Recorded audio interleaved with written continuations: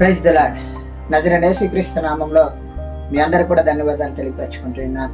దేవుడి ఇచ్చిన కృపను బట్టి, దేవుడి నడిపింపును బట్టి ఈ రోజున నేను మీ మధ్యలోకి వచ్చి ఉన్నాను. ఈ రోజున దేవుడి వాగ్దానం మనం ఒకసారి చూసినట్లయితే కీర్తనల గ్రంథము 147 అధ్యాయం 3వ వచనం. గుండె చెదిరిన వారిని ఆయన బాగు చేయవాడు, వారి గాయములు కట్టివాడు.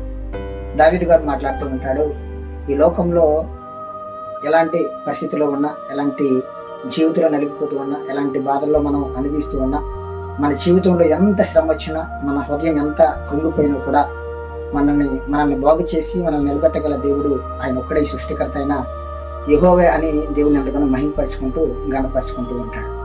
ఈ లోకంలో మన జీవితంలో కూడా ఎన్ని శ్రమలు వచ్చినా, ఎన్ని బాధలు వచ్చినా, ఎలాంటి పరిస్థితుల్లో మనం నలిగిపోతూ ఉన్నా కూడా దేవుడు ఉన్నాడు, నాకు దేవుడు సహాయకుడు, దేవుడు నా జీవితాన్ని మార్చగలుగుతాడని మనం కూడా మన జీవితంలో ఉండగలిగితే దేవుడు మనం కూడా ఎలా అయితే దావీదు గారిని హెచ్చించి గొప్పవాడిగా నిలబెట్టి ఉన్నాడో, ఈ రోజున నన్ను కూడా ఈ లోకంలో పడుతున్న శ్రమలు, బాధలు, అనారోగ్య విషయంలో కూడా ఎలాంటి స్థితిలో నువ్వు బాధపడుతూ ఉన్నా కూడా సమస్తము దేవుడికి సాధ్యమని నమ్మి విశ్వాసంతో దేవుడి తట్టు మనం చూడాలని ఈ రోజున దేవుడు నీకు నాకు తెలియపరుస్తున్నాడు.